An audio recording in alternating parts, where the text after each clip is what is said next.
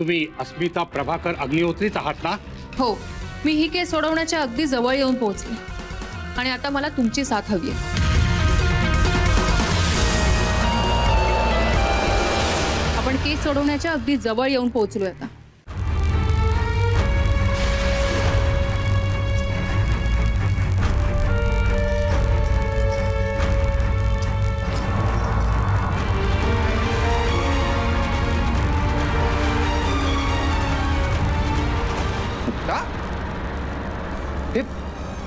हे सगळं काय आहे?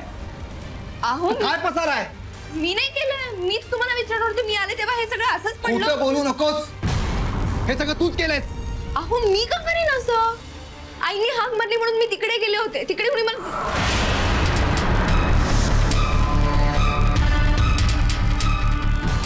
का?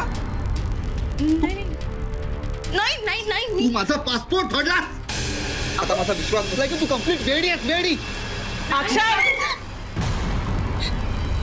काय चाललंय? आई तुला काही माहित नाहीये. तू मध्ये बोलू नकोस. की बाई कंप्लीट वेडी झालीये. हिने रागाच्या भरात माझा महत्वाचे ऑफिसचे पेपर्स आणि पासपोर्ट फाडून टाकलाय. अरे काय सांगतोय? अहो नाही आई, तुम्ही सांगा ना, तुम्ही सांगा यांना. मी आता तुमच्या घरी झाले होते ना, तुम्ही हाक मारली होती मला. अरे काय बोलतेस तू? मी कुठं तुला बोलवलं? आई तुम्ही खोटं का बोलता? ए, मी कशाला खोटं बोलेन? नाही नाही, हे बघा, हे मुक्ता, enough. You are impossible. तू कंप्लीट वेडी झाली आहेस. कळलं तुला? नाही अहो. तुला डांबून ठेवण्याशिवाय माझ्याकडे पर्याय नाही आता. मी आताच्या आता डॉक्टर सेजन मेहतांना फोन लावतो. अरे बाबा हो, लवकरात लवकर लाव. हे प्रकरण मी काही केलं नाहीये. मी वेडी नाहीये. मी सांगते माझं ऐका.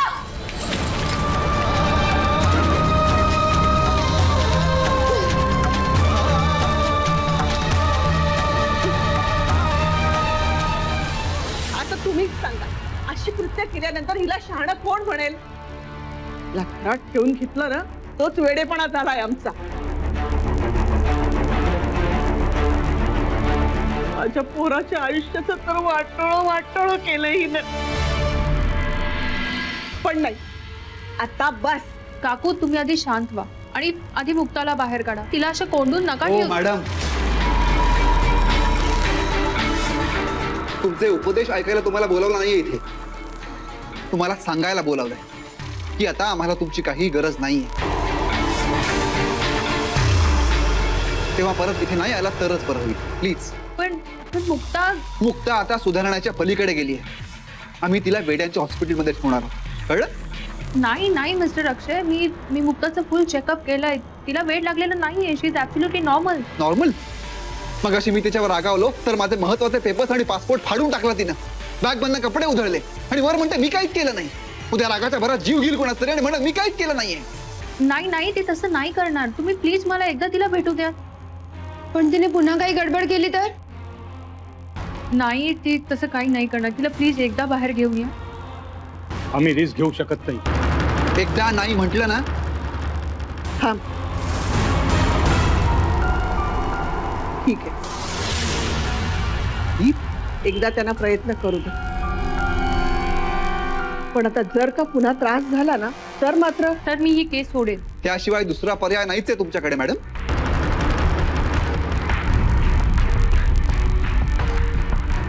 वृंदा, जा मुक्ता वहिनीला घेऊन ये.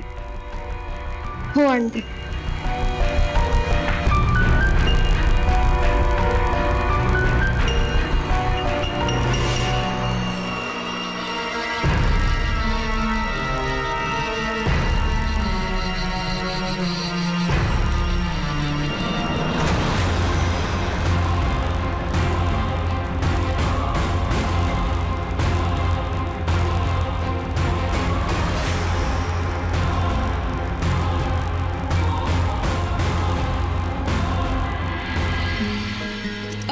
प्लीज मला वाच.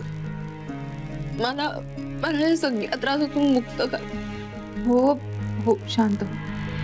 मला खूप त्रास होतो. मला खरंच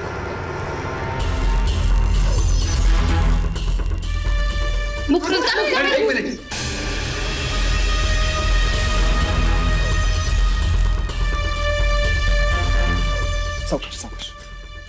वृंदा पाणी आण. हो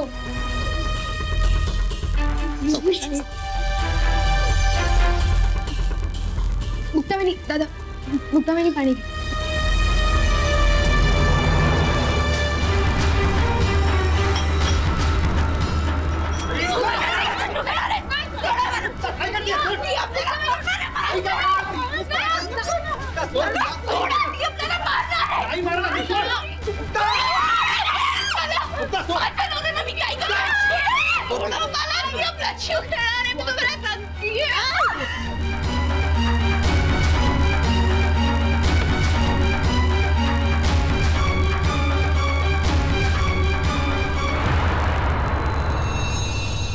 तुम्ही अजूनही इथेच उभे आहात.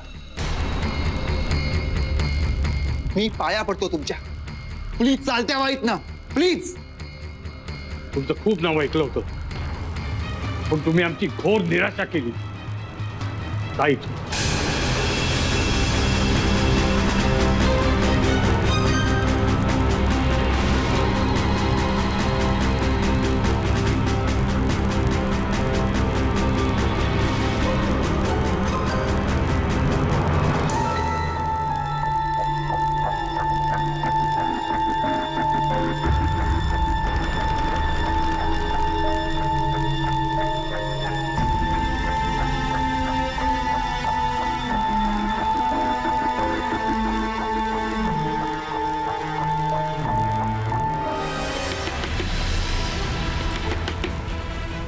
दार उघडा. मी रेडी नाहीये. प्लीज दार उघडा.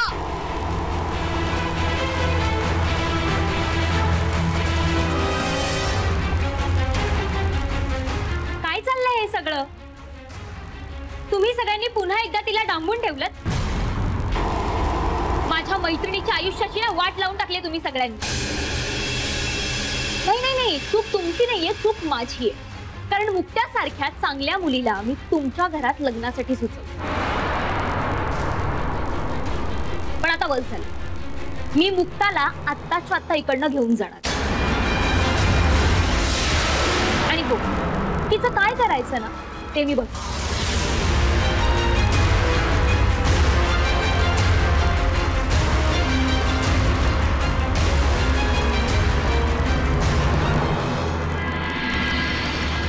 मुक्ता, तुझा आता या घरातल्यांशी संबंध संपलाय. तुला आता या घरातल्यांचं तोंड बघायची वेळ येणार नाही. मी आहे ना तुझी काळजी घ्यायला. चल.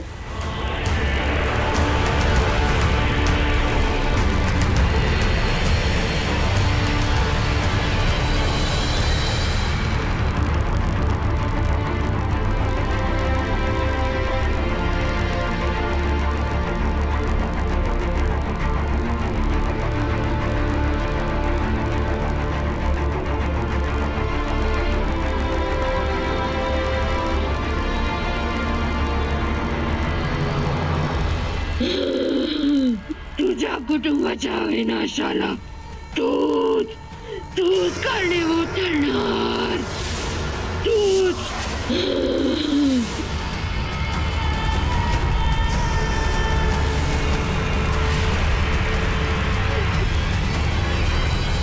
मेघा मेघा मेघा हे बघ हे मुखवटे बघ. अगं कुठे मारून टाकतील मला. मेघा प्लीज. मेघा तू जाऊ नकोस. मुक्ता, इथे कुठेच काही नाहीये. हे दिसत नाही का तुला मेघा? काहीच ना, तू आधी शांत हो. मला सोडून जाऊ नकोस. मला सोडून जाऊ मी तुला पाणी घेऊन येते, तू शांत हो. नको मला पाणी नको. मी तुला पाणी घेऊन येते लगेच. नको प्लीज मेघा.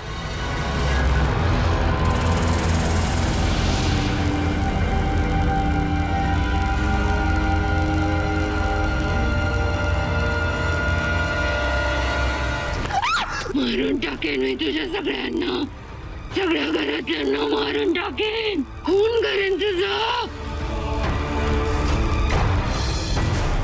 अस्मिता म्हणेल ते बघ. ती मारून टाकेल ते बघ. शांत हो, शांत.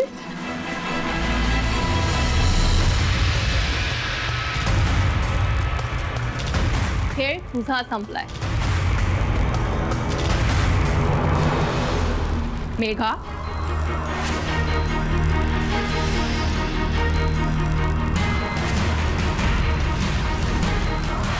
तू जेव्हा मुक्ताला तुझ्या घरी घेऊन आलीस ना, तेव्हापासूनच तुझ्यावर पाळत ठेवून होतो आम्ही. चला. बरं झालं बाई, मेघा मुक्ताला घेऊन घरी गेली, त्यामुळे तू तरी लवकर घरी आलीस. आणि तुला खरं सांगू का, शमीचा आवाज जरी ऐकला ना तरी सगळं घर कसं अगदी भरल्यासारखं वाटतं. आणि तसंही मेघा मुक्ताची काळजी घेईल ग. आई मला त्या मुक्त्याचं प्लीज तुम्ही काही सांगू नका. काय वाटेल ते हो तिचं, मला त्याची पर्वा नाहीये. बरं तुम्ही शमीसाठी दूध गरम करून आणत होतात ना? काय अगं मगाशीच तुला दूध दिलं की आणून मी. कधी? अहो नाही, आम्ही वाट बघतोय. ठीक आहे, बाटली इकडेच तर आहे. अरे अगं मला वाटतं मी तुला दूध आणून दिलंय. बर ठीक आहे, आणते. काय करते ती पोरगी? मगाशी दूध नेऊन दिलं मी, आता नाही म्हणून सांगते. माझ्या काय लक्षात राहत नाही का काय?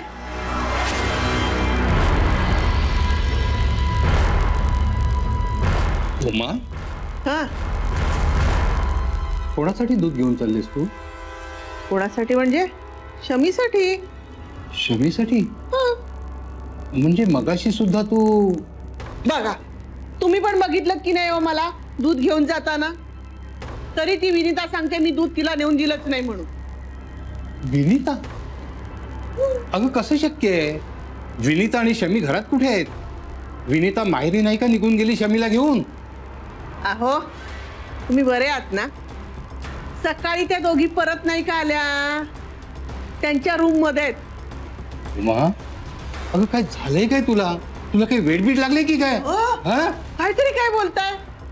तुमचा विश्वास बसत नाहीये ना? नाही ना? या या मी दाखवते. अहो या हो, दाखवते चल, तुम्हाला. चल, या उगाच मला काहीतरी बडबडत होतं, वेडबीड लागले म्हणून. या हे बघा, विनिता आणि शमी. कुठे कोणी? नाही पण अहो आता मग कुठे दिसेनाशे झाल्या? तेच होते अहो. विनिता, शमी, विनिता. उमा काय करते? काय होतंय तुला? अहो काही नाही होत मला. बरं वाटत नाही का?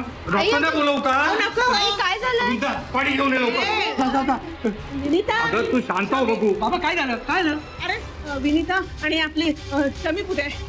आता कुठे म्हणजे माहेर ये. मी तू नाही का आलो सकाळी? काहीतरी बोलू नकोस. अरे आता आतमध्ये होती, मला दूध मागितलं शमीसाठी मी. नाही विनिता. ए शमी. आई शांत हो. काय बाबा काय झालं? अरे तिला भास होत आहेत. विनिता आणि शमी घरात आहेत म्हणून. मला भास बीस काही होत नाहीये. खरंच मी बघितलं विनिता. ए शमी. आई आई शांत हो प्लीज, पाणी पी. विनिता. आई ए विनिता. अगं कोणाला शोधते? ए विनिता. अगं काय करते तू? आई. अलिबाग, काय चाललंय तुझं? विनिता. अगं अशी वेड्यासारखी काय करतेस तू? काय झालं मॅडम? तुम्हालाही मुक्तासारखाच त्रास होतोय का? डोंट वरी, आपण डॉक्टरांना बोलवूयात ना. आणि तेही खऱ्या. कसं आहे, खोट्या वेडासाठी माझ्यासारखी खोटी डॉक्टर चालून गेली हो. पण तुम्हाला जर खरंच वेड लागलं असेल तर खरे डॉक्टर नको का बोलवायला? काय म्हणायचंय का तुम्हाला? मिस्टर अक्षय, मी डॉक्टर सेजल मेहता नाही, मी अस्मिता, खाजगी गुप्तहेर. गेले काही दिवस मी मुक्ताची मदत करते आणि आता वेळ आली आहे अनेक मुखवटे दूर करायचे. काय कसं वाटते तुम्हाला हे नवीन वेड? मजा येते ना? विनिता, ये बाहेर.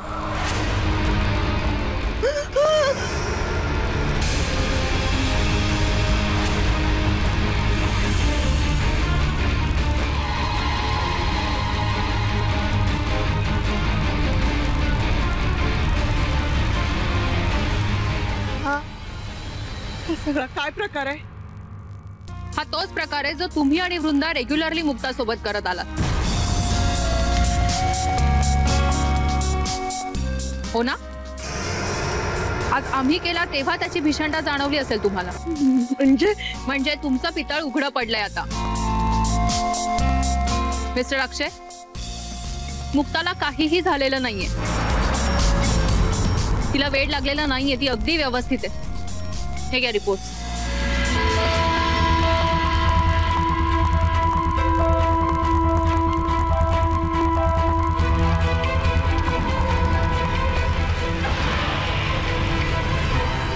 पण तुमच्या आईला या सगळ्यात का गवतीये, हो ना? कारण त्यांनी, वृंदाने आणि मुक्ताची जीवाश्य कंठस्थ मैत्रीण मेघा या तिघींनी मिळून तिला वेड लावण्याचा आणि जगातून संपवण्याचा क्रूर कट रचला. आणि त्याचे पुरावे आहेत का माझ्याकडे. मेघाला तर आम्ही रंगे हातच पकडलंय. सेठ, मनाली,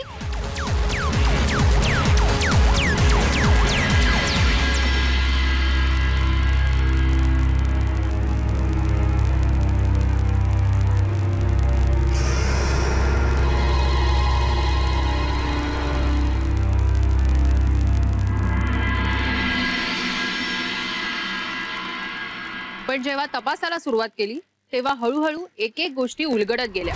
मुक्तावणी, दादा, मुक्तावणी पाणी.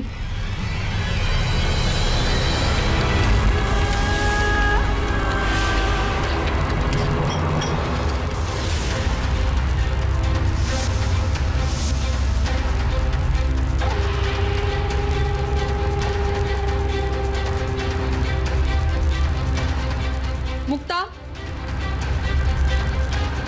हे काय आहे? गॅस चालू आहे.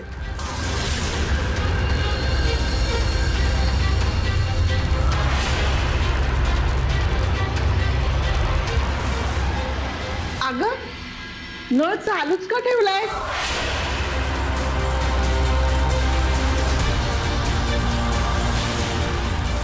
पण हे इथे कशी आले? सगळ्यात शेवटी मुक्ताबाईनीलाच मी पाहिलं होतं हिला खेळवताना इथे.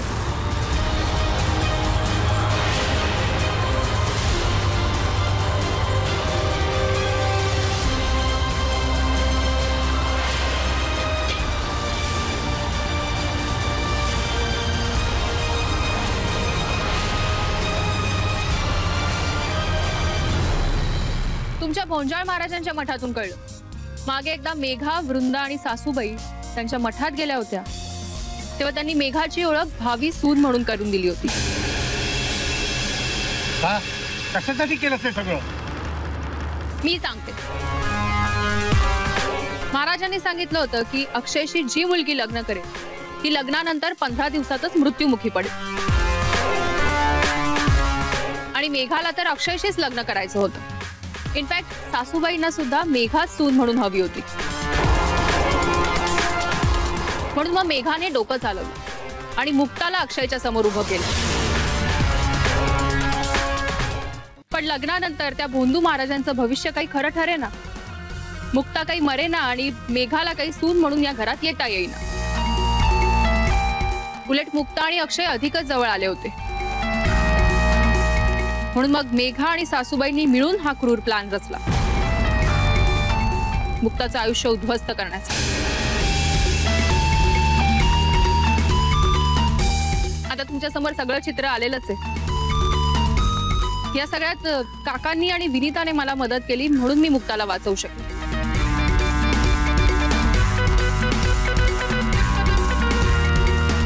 माझं काम संपलंय, मी येते. यापुढे काय करायचं हा निर्णय सर्वस्वी तुमचा आहे. माझा निर्णय झालाय. अशा क्रूर विचारांच्या स्त्रियांना माझ्या घरात थारा नाही. असं नका करू. खरंच चुकलं माझं. प्रथमेश, पोलिसांना बोलव. नका, असं खरं नका. माझं चुकलं, परत नाही होणार माझ्या हातून असं.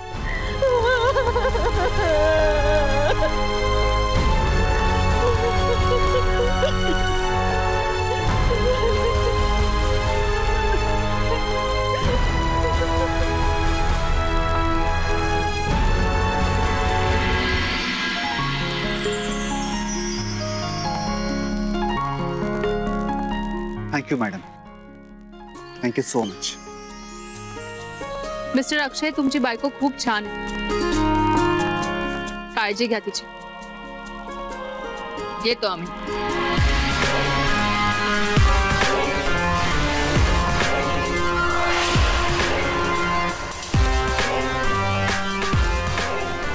किती विकृत असू शकतात ना माणसं. म्हणजे कोणत्याही भंपक माणसाच्या बोलण्यावर विश्वास ठेवतात आणि आपल्या जवळच्या माणसाला वेडे ठरवण्यासाठी हे इतक्या खालच्या थराला जातात. सिरियसली, म्हणजे मला खरंच असं वाटलं नव्हतं की मेघा याच्यामध्ये इन्व्हॉल्व्ह असेल. मुक्ताची किती जवळची मैत्रीण होती ती. बऱ्याचदा जवळची वाटणारी माणसंच घातक ठरतात आणि आपण मात्र त्यांच्यावरच विश्वास ठेवून निर्धास्त राहतो. पण मॅडम, आजपर्यंत तुम्ही जी केस घेतली ती सोडून दाखवलीत. अगं म्हणूनच मॅडम म्हणतात ना, शोधलं की सापडतंच. हो. नाही, पण एक केस मात्र बराच शोध घेऊनही सुटलेली नाही. केस नंबर 1.